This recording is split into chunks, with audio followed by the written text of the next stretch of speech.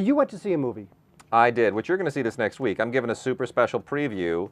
This is part 2 of our Alien show. I went to see Paul. Now, Paul is the latest film from the team of Simon Pegg and Nick Frost. Simon Pegg and Nick Frost, 2 terrific British comics and actors, who previously did Shaun of the Dead, and really kind of captivated everybody because it was an amazing spoof. And then after that, they did... Shaun of the Alive. No. You're not a fan. You're not a Shaun of the Dead fan. They did Hot Fuzz. And both Shaun of the Dead and Hot Fuzz have a, they have like a tongue-in-cheek movie reference thing going to them. Shaun of the Dead in particular is a spoof of zombie movies. Hot Fuzz, all about, cop films, Bad Boys 2. And what they're doing here is they're going back to like a science fiction thing. And what they've done is they've made they wrote the script and they act in it, as with all their previous projects, and this is kind of the ultimate fanboy tribute film if you grew up in the 1980s. The problem here is it's a great film, but it's a terrible marketing campaign, which is why Mark originally didn't want to see the film until I saw it and told him that he had to see it. The marketing is aimed squarely at 20-somethings, which is kind of odd because Shaun of the Dead and Hot Fuzz didn't really do that well with 20-somethings, so I would think they'd go for the same market here. But the advertising is riding very heavily on director Greg Mottola, who did Superbad. They're saying from the guy who brought you Superbad. So it's really, I don't think the studio really knows what they want to do with this movie. It's a real miscalculation. But people in their 40s, late 30s to kind of mid-40s, late 40s, anybody who grew up with E.T., Close Encounters, Raiders of the Lost Ark, all those great movies from the late 70s to the mid-80s, they're going to love this film. It's loaded with references.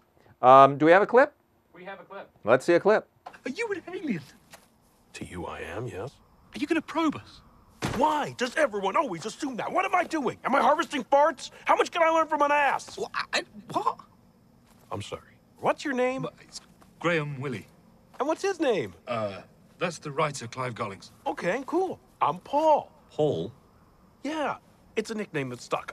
My ship crashed on a dog. It doesn't matter. Look, if you don't help me, I could die on this road tonight. Okay.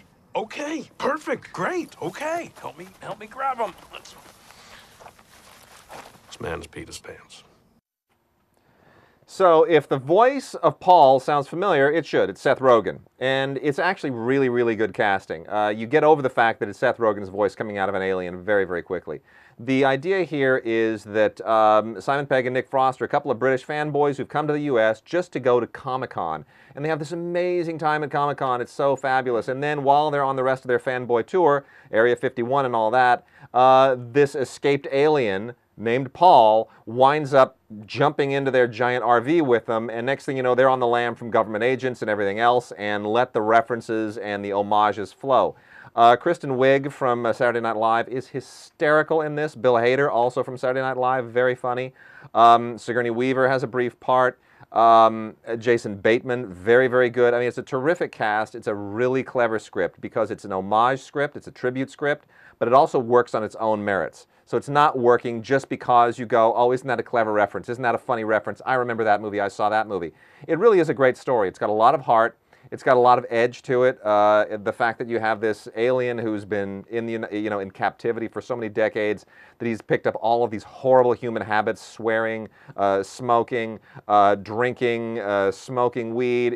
He is the quintessential hippie person in the body of an alien. It's really a great gimmick. So the movie is terrific. I just don't know if the marketing isn't going to work for it, but it's absolutely a great film. Anybody who has an affinity for that period and those kinds of films in the 80s, got to see this movie. And Greg Mottola, by the way, forget about Superbad, also did Adventureland and The Day Trippers, which are kind of those are more his auteur films. He's a really good independent filmmaker and has a real affinity for the 80s, and he directs this thing with all of the same little camera movements that you would have seen in a Spielberg film in the 80s. There are even camera movements that reference specific moments in 80s films. It's very well put together, very well conceived, script all the way to direction. Great film.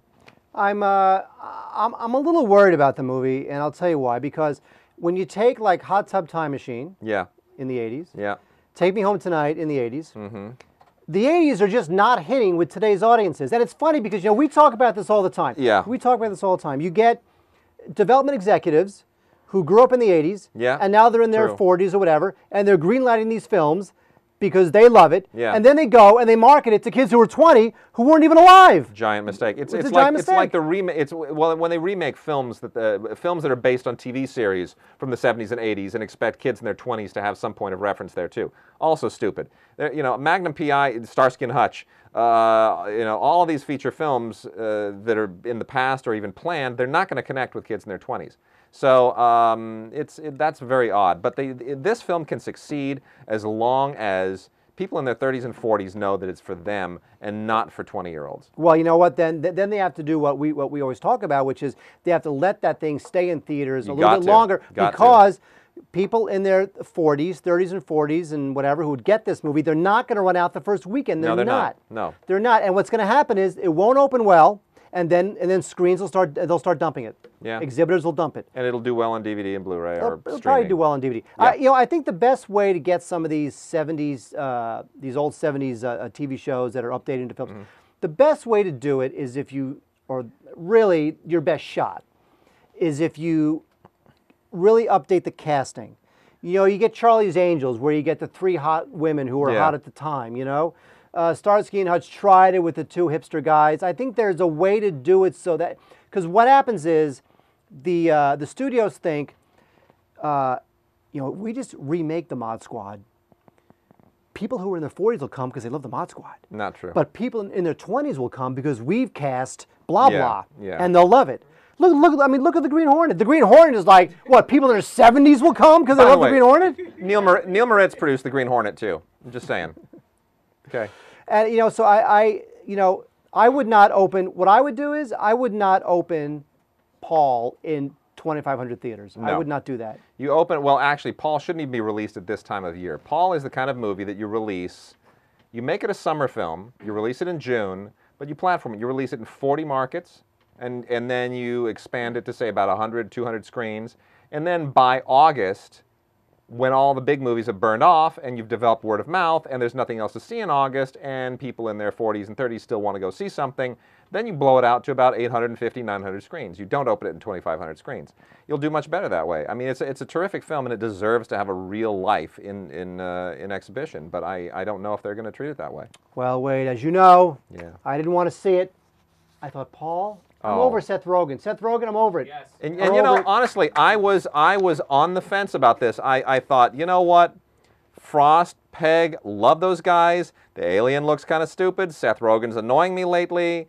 It looks like they've really, really kind of gone overboard on this one. I don't know if I'm going to like this. I was really, really on the fence about it, and it won me over. I mean, it won me over instantly. First scene. All right. Terrific. Well, I'm looking forward to it now.